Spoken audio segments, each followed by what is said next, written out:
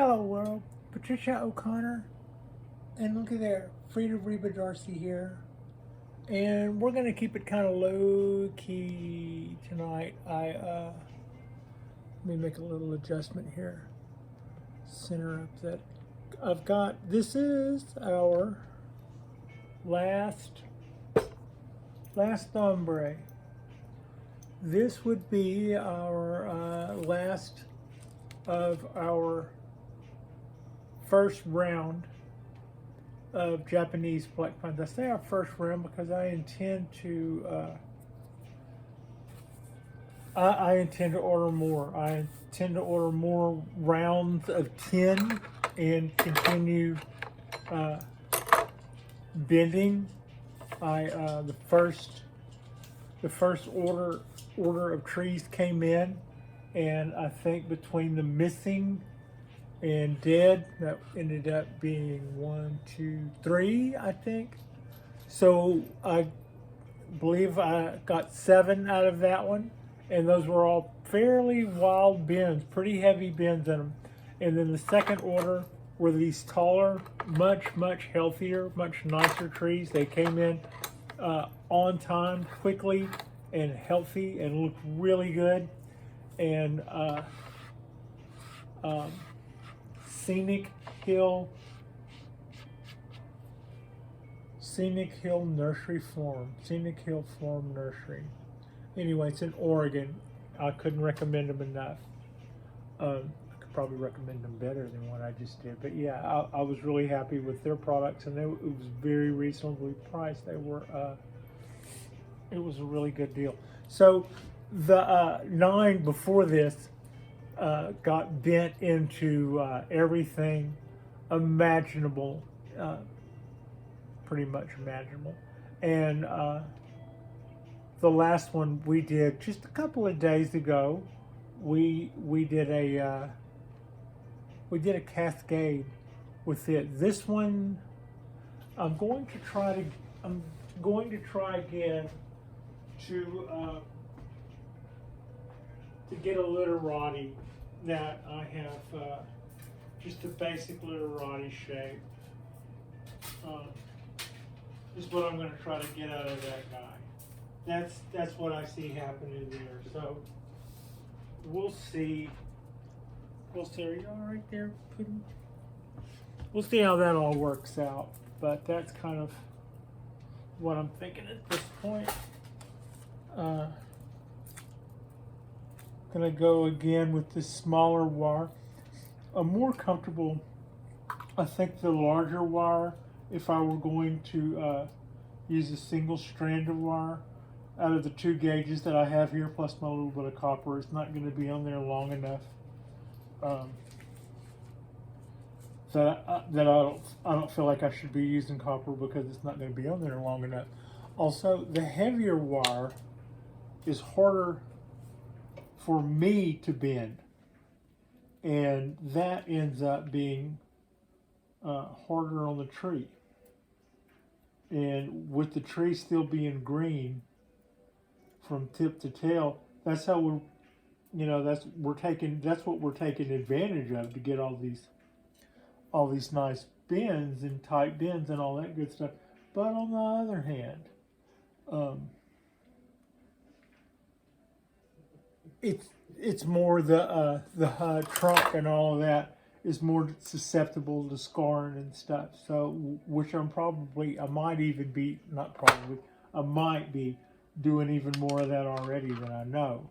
But I'm thinking that it's a little softer, it's a little less invasive if I go with this lighter gauge of wire.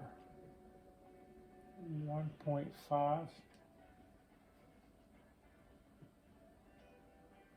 That's what it says. I don't know. We're not selling wire, so it's a fairly light gauge wire. I bought that, and I bought some heavier, and then I had some shorter rolls of stuff that was in between that I've already gone through. I should probably. I don't really feel like I've been shorted for not having enough wire choices, but I should probably reorder some more copper wire. I've only got a couple of pieces of copper wire left. It's harder to bend. It also, I think it looks better.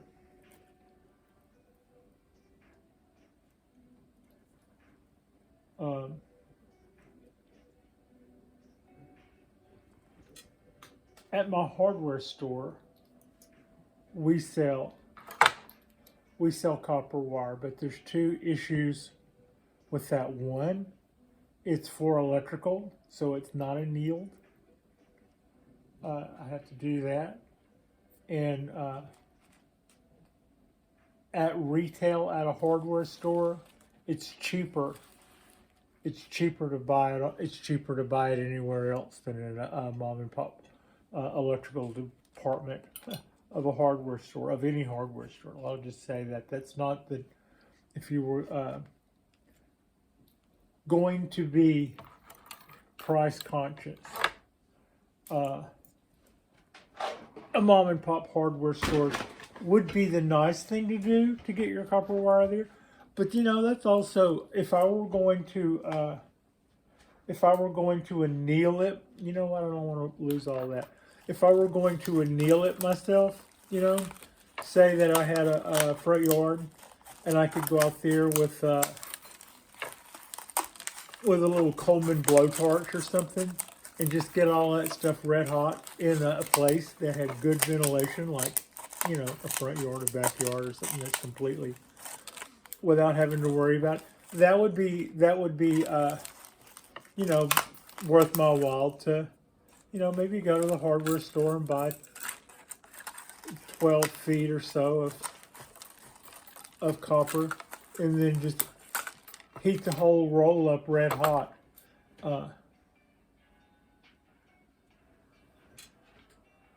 When I was a kid learning to weld with a stick welder, every once in a while, if you got the welding rod well and truly stuck to the table that the grounding electrode was hooked to, the welding machine would go boom, kind of noise, and the welding rod would start turning red hot from one end to another.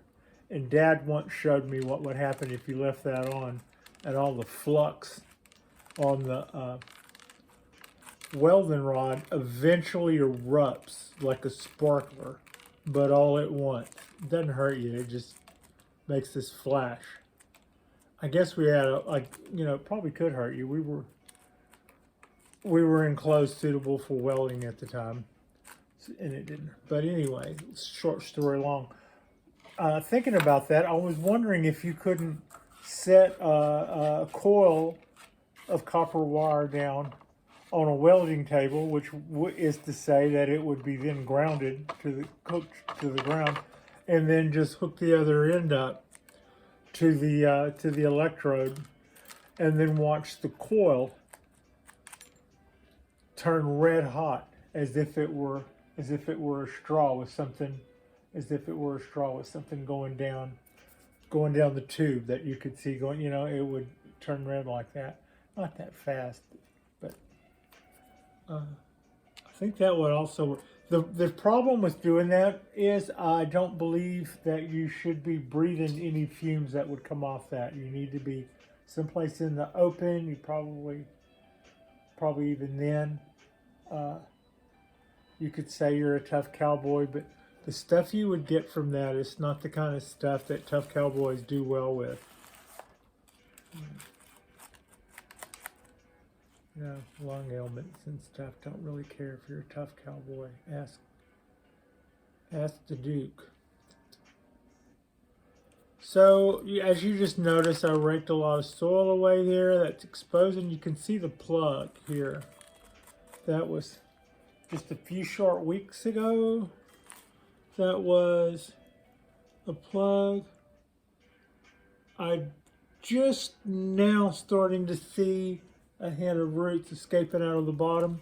The others were escaping out, were coming out of there pretty good.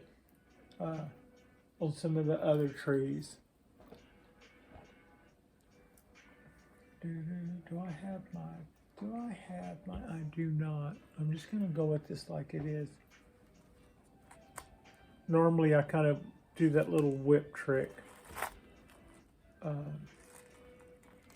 with my wire to start it off straight, but it doesn't need to start off straight.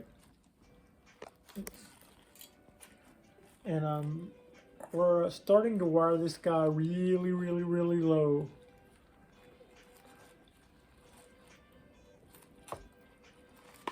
And just like on the on some of the other ones I did, and most of the other ones I did, there's this choice of 2 branches right off the bat. I'm gonna take that chopstick out of my way. These 2 branches right there down low. I think the last one that I was really thrilled with the way that cascade came out. I'm really happy with that. I haven't found a cascade pot for that yet. No rush. It needs to grow in there for a minute. But I'm really excited about that. I don't have a cascade, and well, I didn't have a cascade, and so now I'm pretty excited to have that one, and I'm just really happy. Like I already said, I'm really happy with the way that one came out. Now, you know, the test of time will be to see how all these trees did. I did some pretty hellacious bending on Frankenpine, and a couple of weeks later, when it rewarded me with backbutting for all of that, I got really excited that, you know, not only was it not, not only did I not kill it, but it was well and truly probably going to thrive from the other stuff it got, which was me finally learning how to do pines a little better. You know, a little needle reduction, a little bud selection, and all of that stuff. Cut some of this stuff back, and then you start seeing back buds. And it just really, really got exciting to me to know that I'd put that much motion and that much movement and had something that had a shape to it that I liked. And it's like, okay, if that lives, that'll be really cool. Well, then it lived. So, yeah, I'm really looking forward to pulling all of that hellacious amount of wire off there and letting that trunk just fatten up with time. I'm just really excited about the prospects of my first Japanese black. It's not my first Japanese black pine by a factor of 3 or 4. I'm not sure, but it's the first one that I really had a hand and had a say in how that tree looked. I got a lot of confidence from that tree. Gave me a lot of confidence. You know what else gave me a lot of confidence? The one that I used to call Sweet Pea. That was I just went, wow, what do you do with something like this? I was just kind of laughing at it when I got it.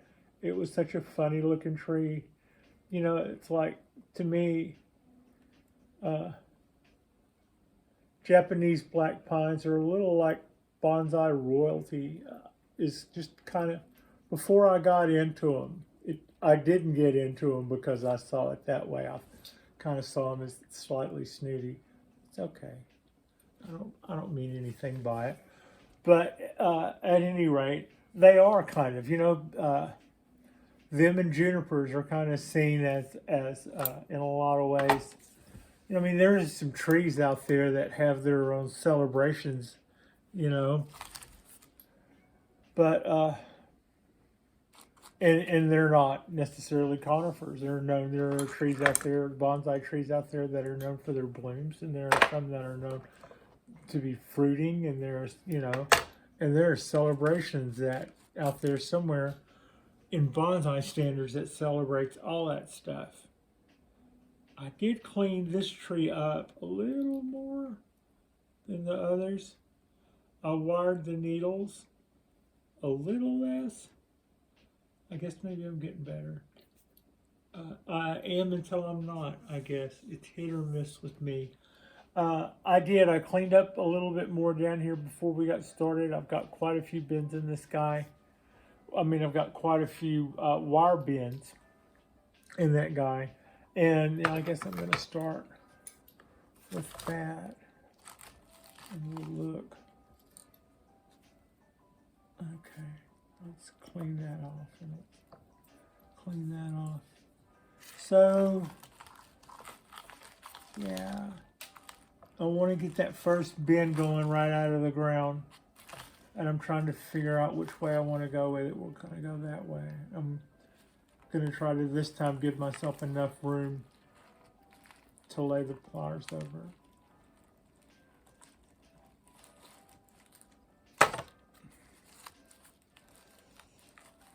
Where's my wire?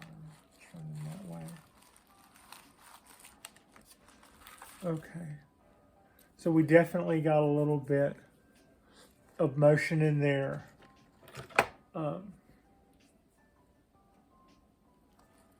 Something else I want to do. Yeah, I want to use this.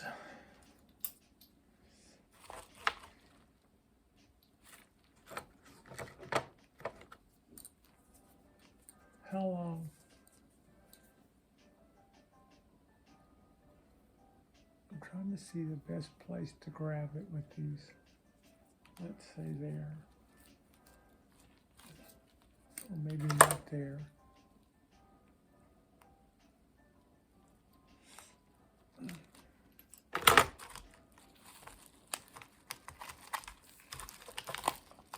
Actually,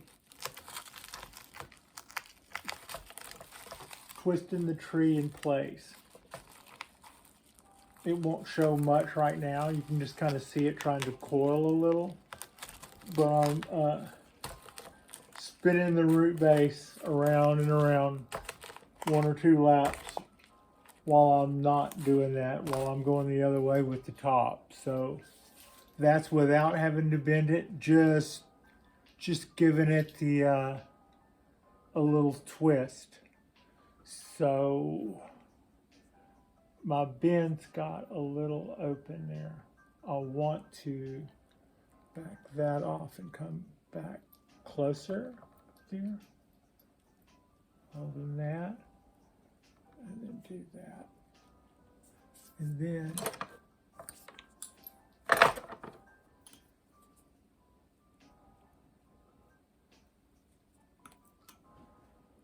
all right, now take those out of your side. How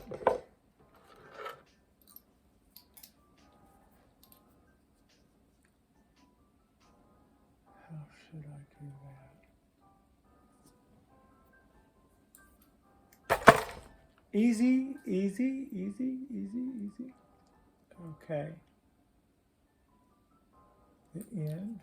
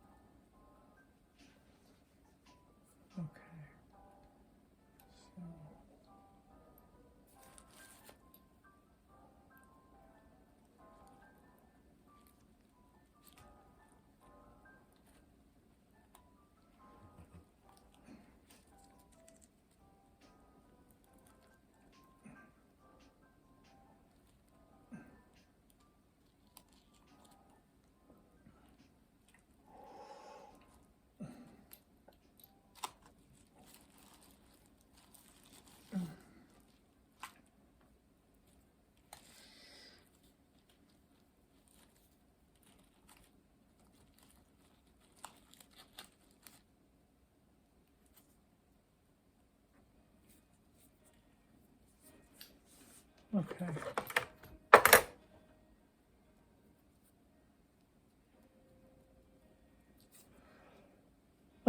You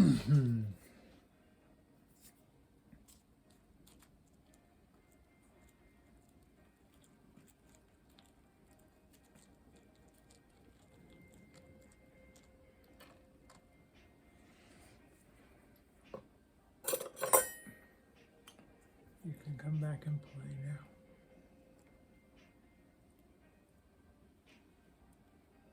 Look at what you're cutting off there, Patricia. Okay.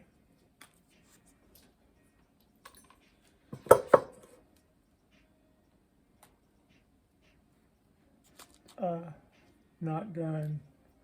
What I do now is let the tree relax and let me relax and look at it, and I've got a little bit of that ta-da feeling right now, but in a minute I'll look at it again and see something that bothers me, but it takes a minute sometimes. Like all those needles bother me. I mean, there's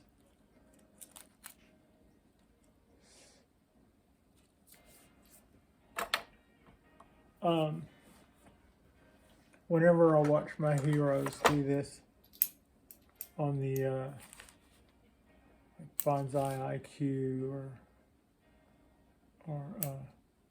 some of those Kimi Bonsai or something. Mr. Moral, who was it? These guys, what they're always doing is a lot of times they're picking out.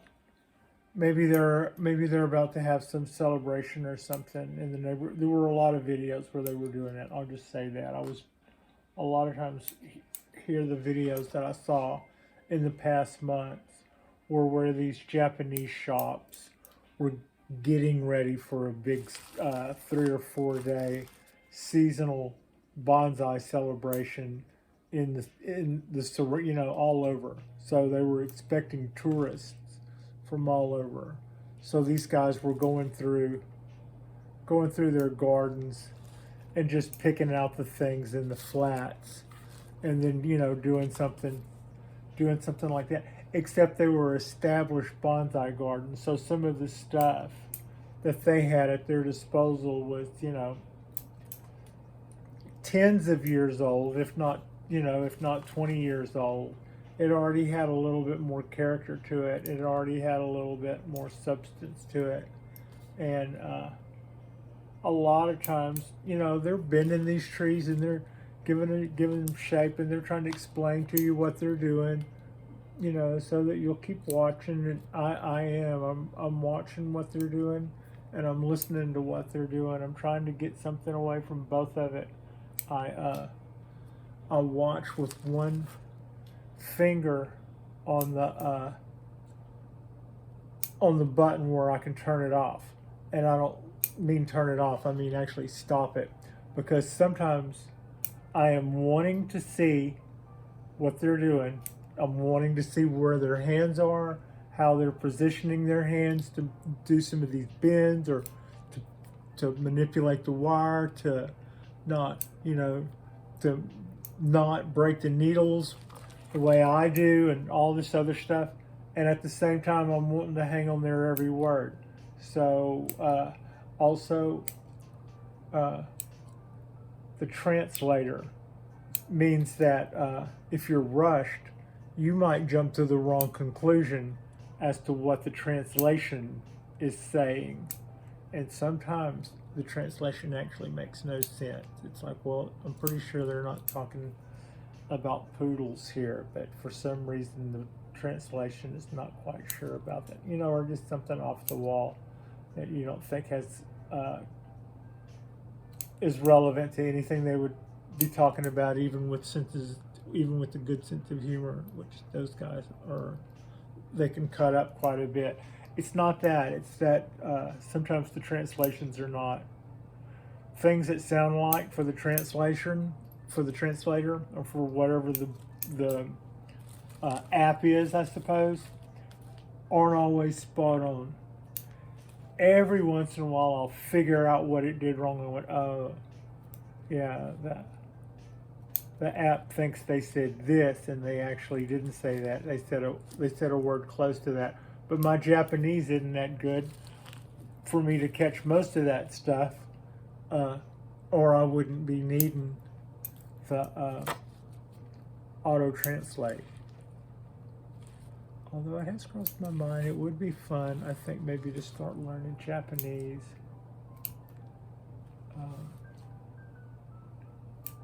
I like learning. There are some things in this world that, when it comes to learning, just absolutely intimidate the creeping cruds out of me. Look in your way, algebra.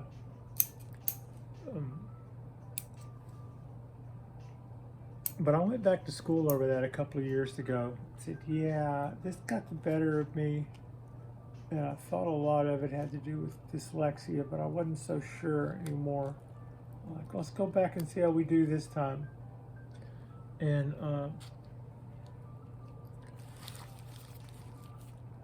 I'm thinking that's too big of a hoop. It needs to come this way, and then more this way, and then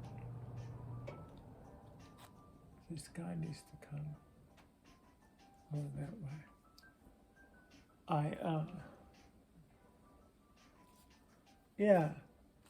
Yeah, see? I'm rather liking that. So whenever I was watching these guys, especially the Japanese videos where they're getting ready for their shows and they're getting all these trees ready, the first thing a lot of these guys, well, not the first thing, but while they're doing what I'm doing now, they've already cut the pot away somewhat, or they've already repositioned the tree. And sometimes they tell you it's not the right time to repot, but then they repot it. Why are they repotting it if it's not the right time to pot? One, they're shooting the video now. That's why. Two, they're trying to pair the tree with the right pot so they can sell it to the right tourists, because that was the whole point. And they're giving this little tree a makeover, is to try to, see how many trees they can double the worth of in a few days, is what it looked like to me. But it was sure a great way to learn how to go all out on a tree in just a few minutes, just to see what somebody does when they really, really know what they're doing in not a lot of time. And I've really found those videos enjoyable. But one thing they talked about was, don't cut the needles, don't cut the needles. You're not really supposed to cut the needles. And then one time when I was watching a Bonsai Mirai live video, a customer or a student, I don't remember exactly, maybe it was the question and answer came up on the feed, but somebody went, do you ever cut the needles? And Ryan kind of gave the question a blank stare and just said, why would you? And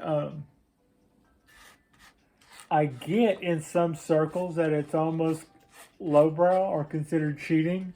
The reason they would do it, the reason they were doing it in the video, was they look neat and cuter shorter. And in a couple of days, where those are cut, the tips will brown. But if you have a little tree that's just got a little bit of wire on it and you'd like it to look a little bit more bonsai, if you can bring the needles down to a more tolerable shape for a few days, somebody might fall in love with that little tree and take it home. So they would always do this and then tell you while they're telling you not to do it. So the last couple of times before I've taken the trees outside, I've cut some of the needles back, cut them down to half, most of them, at least half. Yeah, so and so I'm not a bonsai master, but I'm gonna go ahead and start doing what they do. Don't cut the needles as she cuts the needles. They do look better when they're shorter on these tiny little trees like this, but the way to shorten the needles is to do it the right way. Like I said, also, you can fold them over and just damage needles if your scissors are not sharp. And in a couple of days, those tips on every one of those I cut will turn colors. And so you can see that on the one that I bought at the Bonsai Expo. All righty then. Not sure.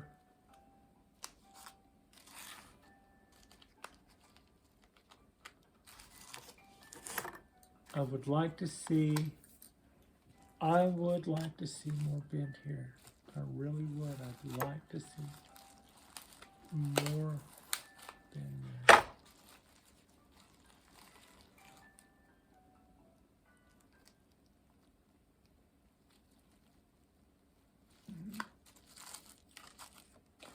All right.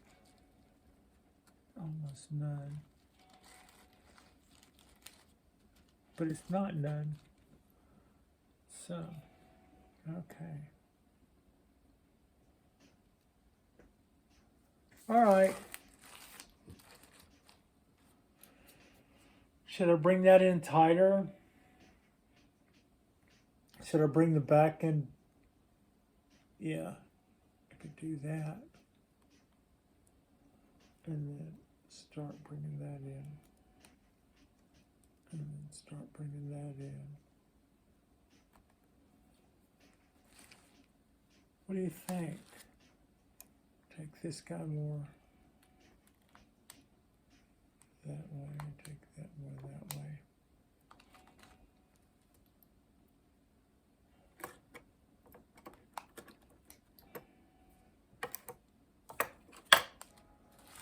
Look number 2.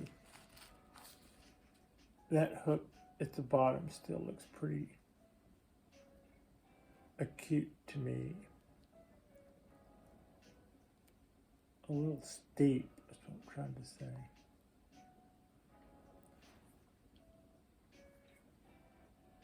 I think that's a little more acceptable. Do we want it to slope like that? Well, it's the whole thing. Look at that motion. See it kind of.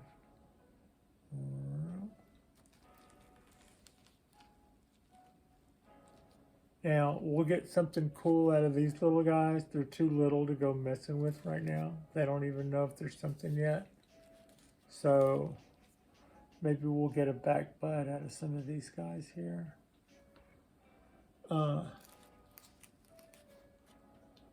I'm pretty happy with that. That didn't crease.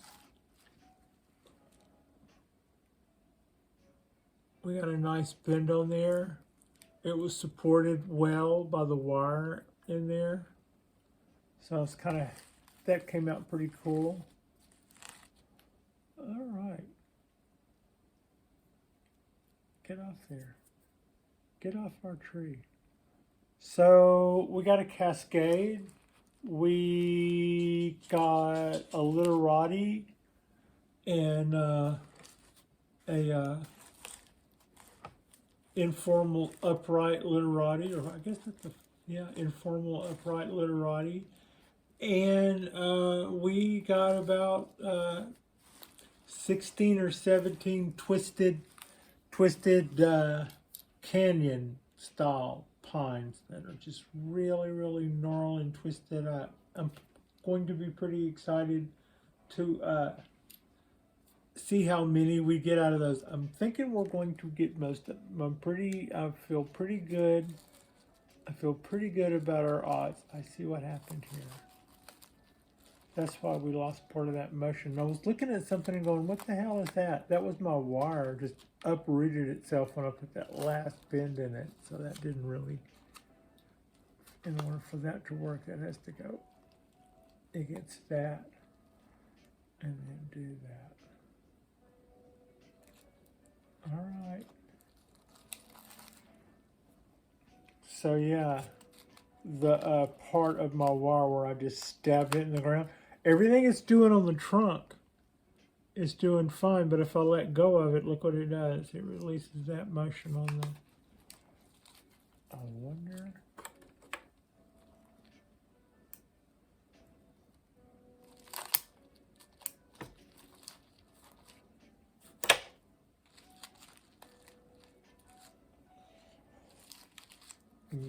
I just put a hole in the side of this pot. I'm going to try to run these wires through it so that they'll come from a direction. Nope, I just ripped the pot.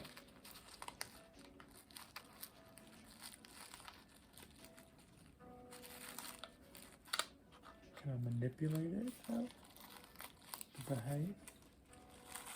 Maybe. No.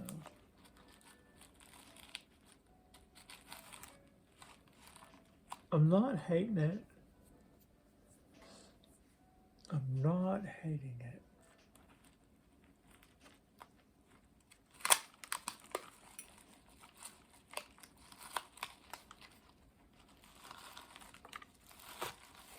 Get in there, you booger.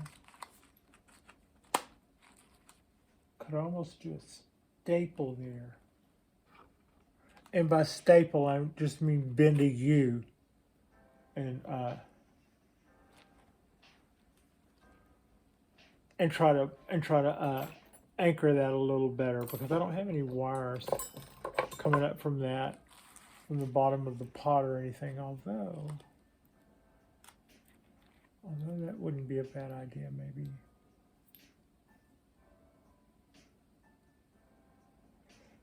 Why don't you do that? Why don't you double that? So this is my idea. I can, if you see the tree doing that little stand to allegiance there, I've got a staple.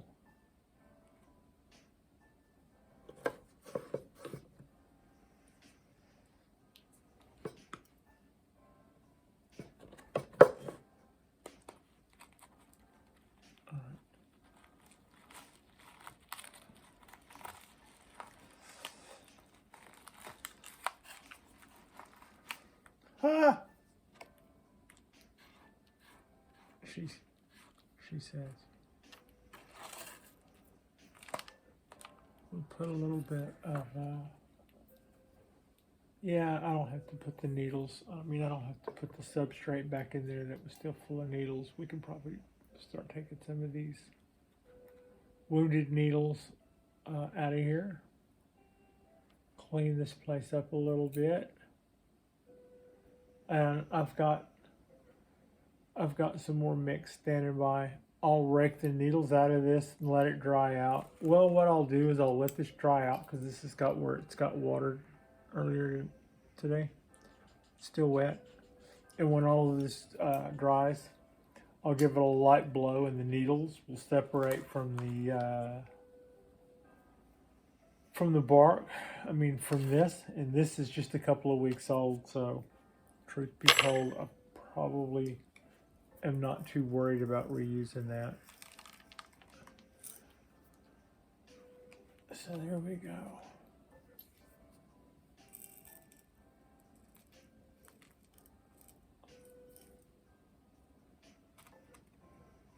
Okay.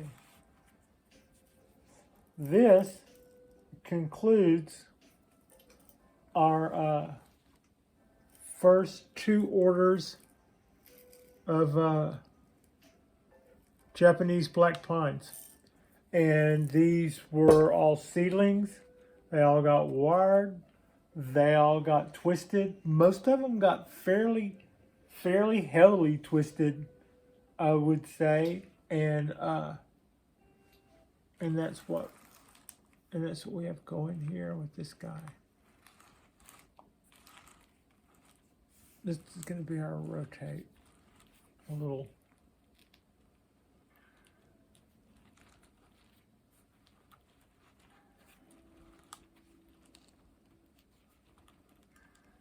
So we'll just let it grow. We'll let it grow in this thing for a minute. At some point, some of these trees might get colanders, maybe 3 or 4 of them might get the colander treatment when I start working with the roots. Otherwise, I could stack the pots and cut the bottom out of this pot and put it in another pot. That's slightly larger to give it a little bit of room to grow, but at the same time, it would have roots coming out of the bottom, so that these roots could be come down and treated, and then those roots down there coming out of the bottom that would be allowed to expand would make sure that we had plenty of roots to sustain us while we would tease and work and shape to whatever advantage we wanted to that root system that we would be making in the tinier pot. That's just kind of some of the stuff, but yeah,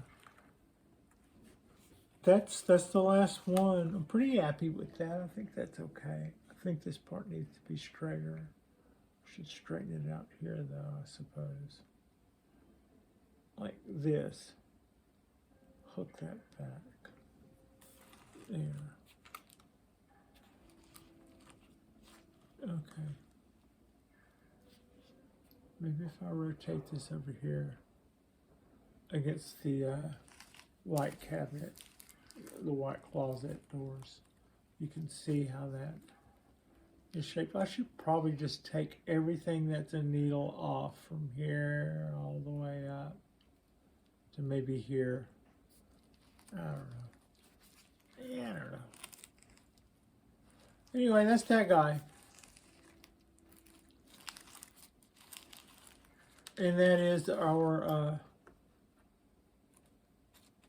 and that's going to be our Tuesday drop. And that's the last of our Japanese black pine bending on our first round, which ended up being 2 batches. This is tree bending number 18, I think. 19. No, 19. I don't have 19. I think I have 17. But I bent 2 trees that were looking like they needed help, and bending them didn't help them. So, nor did I really think that it would. But I was practicing on them and to see if they made it. Anyway, you can tell I feel guilty about that, can't you? So yeah, that's kind of what's going on there. It's a great day at work today. We kind of went back to work after the holidays, and everybody seemed to be really excited, really eager to get back. Yeah, not. I turn work into a rush sometimes. There's certain days when